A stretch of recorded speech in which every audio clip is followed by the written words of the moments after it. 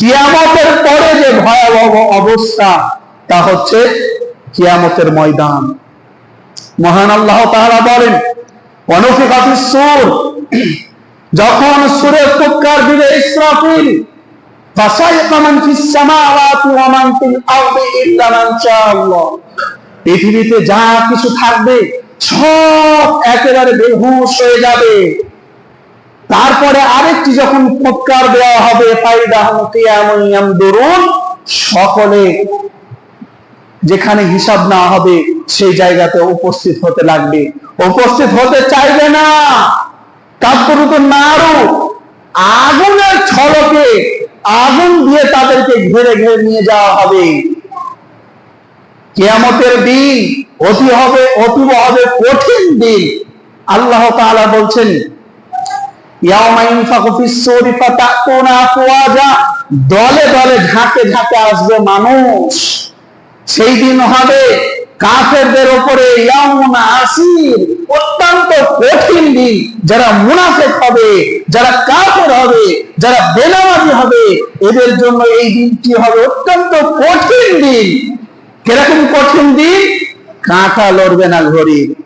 Alpha সানা, 1000 বছরের মতো দিন হয়ে যাবে কাফেরদের জন্য। 1000 একটি দিন হবে 1000 দিনের মতো। সূরা মারিজে বলা আছে, যে যার যেরকম পাপ হবে, যে যত বড় কাফের তার দিন হবে তত বড়।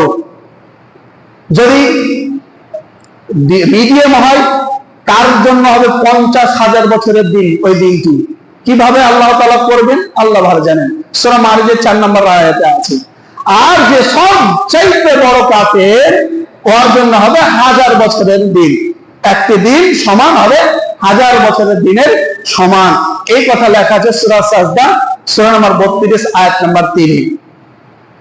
আর সেই দিন হবে অতীব কঠিন দিন। আনাস রাদিয়াল্লাহু তাআলা তিনি বলছেন, আল্লাহর নবী, কিয়ামতের দিন মানুষকে মুখের উপরে হাঁটানো হবে। কিভাবে হাঁটবে? তখন আল্লাহর নবী বলছেন, আলাইসাল্লাযী আমশাহু আলা রিজলাইনি ফিদ দুনিয়া, যে আল্লাহ দুনিয়াতে 2 পায়ে হাঁটাতে পারছেন। মানুষ তো এক সময় হাঁটতে পারতো না। মানুষের সাহায্যে ছোট ছোট বাচ্চারা হাঁটতে পারে, সহযোগিতায়, তাই না? তো মানুষের ক্ষমতা যদি এতটা হয়, মহান আল্লাহ তাআলার কতটা ক্ষমতা হতে পারে? তো আল্লাহ পারবেন মুখের ভরে হাঁটাবে, ছেঁচড়ে ছেঁচড়ে হাঁটাবে, একবার টেনে ছেঁচড়ে হাঁটাবে। হাঁট মনে হয় চল, পারবেই হাঁটতে, আর আল্লাহ তাআলা হাঁটাবেন। আমাদের আয়েশা রাদিয়াল্লাহু তাআলা আনহা জিজ্ঞাসা করছেন, আল্লাহ নবী, আর রিজাল ওয়ান নিসাও জামিয়ান ইয়ানতুরু বা'দুহুম ইলা বা'দ, নারী পুরুষ উলঙ্গ অবস্থায় থাকবে। দুনিয়াতে মেয়েরা পোশাক পরিধান করে থাকে, তাই পুরুষেরা একেবারে তাকিয়ে থাকে, মনে হচ্ছে কত খেয়ে ফেললো। তো দুনিয়াতে এরকম ভাবে যদি তাকায়, তো পরকালে একেবারে উলঙ্গ। আর পরকালে কালো বলতে কোনো মানুষ থাকবে না, সব ভালো। একটিও কালো থাকবে না, সব ভালো, সব ভালো। আর সব হবে যুবক যুবতী, আর সবাই হবে উলঙ্গ। তখন আল্লাহ নবী সাল্লাল্লাহু আলাইহি সাল্লাম বলছেন, আয়েশা, দুনিয়াকে পরকালের সাথে কম্পেয়ার করিও না। আল আমরু ইয়াওমা ইযিন আশাদ্দু বা'দুহুম লিবা'দিন আয়ানদুরা বা'দুহুম ইলা বা'দ, সেই দিন এত কঠিন হবে, একে অপরের দিকে তাকানোর এই চিন্তাটা আসবে না।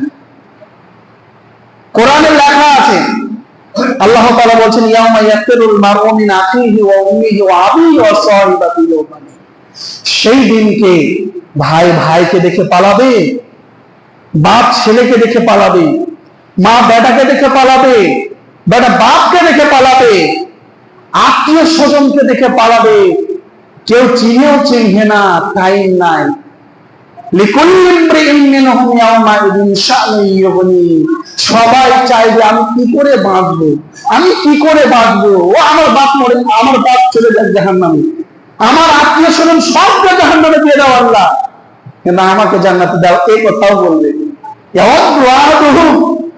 এই কথা বলবে আল্লাহ, আমার যত আত্মীয় স্বজন আছে, বন্ধু বান্ধব আছে, সবকে জাহান্নামে দিয়ে দাও, আমাকে বাঁচিয়ে বসে। কোন কাজে আসবে না। উলঙ্গ অবস্থাতে থাকলে একে অপরের সাথে তাকানোর এই চিন্তাটা আসবে না। বাঁচবো কিভাবে, সেই দিন হবে অত্যন্ত কঠিন দিন। সূরা হজ 22 নম্বর সূরা আয়াত নম্বর 2 বলা আছে, ইয়াউমা তারাউনাহা, সেই দিনকে দেখা যাবে, কিয়ামতের দৃশ্য, তাযহালু কুল্লু মুরদিআতিন আম্মা আরদাআত, ছোট ছোট বাচ্চার মা যারা দুধ পান করাতো বাচ্চাদেরকে, তারা বাচ্চার কথা মনে রাখবে না। ওয়াতাদাউ কুল্লু দাতিন হামলিন হামলাহা, বাচ্চা হওয়া যা কষ্ট, পরকালের কিয়ামতের কষ্টের তুলনায় ওই কষ্ট কিছুই না। বাচ্চা প্রসব করা যা কষ্ট, কিয়ামতের ভয়াবহতার যে কঠিন মুহূর্ত, ওই তুলনায় কিছুই না, একটা মশার কামড় চাইতেও কম। রাসূলুল্লাহ সাল্লাল্লাহু আলাইহি ওয়াসাল্লাম বলেন, কিয়ামতের দিন কত কঠিন হবে, কামিকদারি মিলি, 1 মাইল উপরে হবে সূর্য। এই সূর্যের তাপে মানুষ ঘামে ডুবে থাকবে। মিনহুম মাইয়াকুরুহুন নারু ইলা রুকবাতাইহি, কারো টাকনোর নিচে হবে ঘাম, কারো হাঁটুর নিচে হবে ঘাম, কারো মাজা বরাবর হবে ঘাম, কারো থুতনি বরাবর হবে ঘাম। সহিহ হাদিস একেবারে। এটা হবে পাপ অনুপাতে, যার যত বেশি পাপ, আল্লাহ নবী বলেন পরের হাদিসে, মিনহুম মান তাকুদুহুন নারু ইলা কাবাইহি, এই ঘামটা এক পর্যায়ে আগুনে রূপান্তরিত হবে, আগুন হয়ে যাবে, আগুন, আগুনে মানুষ ডুবে থাকবে, কারো টাকনু পর্যন্ত, কারো এই হাঁটু পর্যন্ত, কারো মাজা পর্যন্ত, কারো থুতনি পর্যন্ত, কারো কানের লতি পর্যন্ত। পাপ অনুপাতে কত কত কত কষ্টের সেই মুহূর্ত হবে বলেন।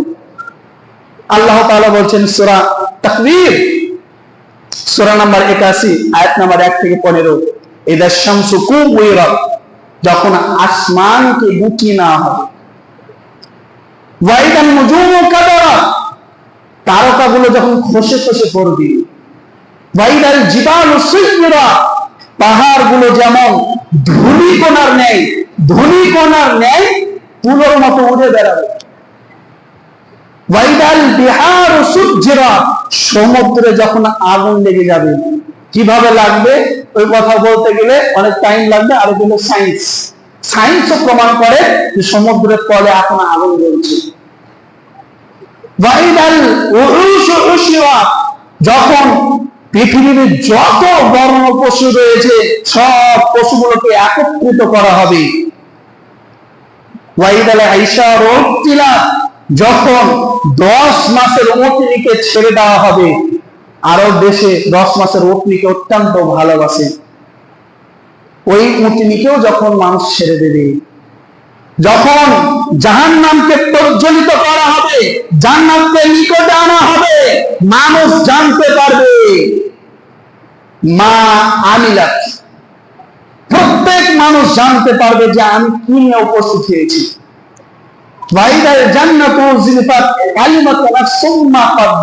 সে জানতে পারবে আমি কি করেছি জীবনে, সে তখন আফসোস করবে, আফসোস করে সেই দিনকে কোনো লাভ হবে না। দুনিয়াতে আগে ভাবুন, তারপরে করুন। তারপরে সূরাতে আল্লাহ তাআলা বলছেন, সূরা ইনফিতার, আল্লাহ তাআলা বলছেন, ইদাস সামাউন ফাতারাত ওয়াইদাল কাওয়াকিবু তাতারাত ওয়াইদাল বিহারু ফুজ্জিরাত ওয়াইদাল কুবুরু বু'থিরাত, কবর থেকে মানুষকে যখন উঠানো হবে, আলিমাত নাফসুম মা কদ্দামাত ওয়া আখারাত, সে পরকালের জন্য কি সঞ্চয় করেছে বুঝতে পারবে সঙ্গে সঙ্গে, এটা আমার বাসস্থান জাহান্নাম, এটা আমার বাসস্থান জাহান্নাম, আমি যাব না, আমি যাব না, আমি যাব না। তাকরুবুন নারু মিন কারে আদম, ইয়ামান থেকে, মাটির তল থেকে আগুন বের হবে। যাবি না মানে তাসুকুন নাস ইলাল মাহশার, ওকে জোর করে আগুনে ঠেলে ঠেলে নিয়ে যাবে, আর না গেলে তো আগুনে পুড়বে, বাধ্য হয়েও যাবে। তারপর আল্লাহ তাআলা বলেন, ইয়া আইয়ুহান নাস মা গাওয়াকা বিরাব্বিকাল কারীম, হে পৃথিবীর মানব, হে পৃথিবীর মানব মণ্ডলী, তোমাদেরকে আল্লাহ তাআলা থেকে কোন জিনিসে উদাসীন রেখেছে? তোমরা আল্লাহ তাআলাকে, যিনি হলেন অতীব সম্মানিত, অতীব মহামান্বিত, তাকে তোমরা কিভাবে ভুলে যাচ্ছ? এই ক্ষণস্থায়ী জীবনে এই দুনিয়াকে প্রাধান্য দিতে গিয়ে তোমরা পরকালকে ভুলে যাচ্ছ।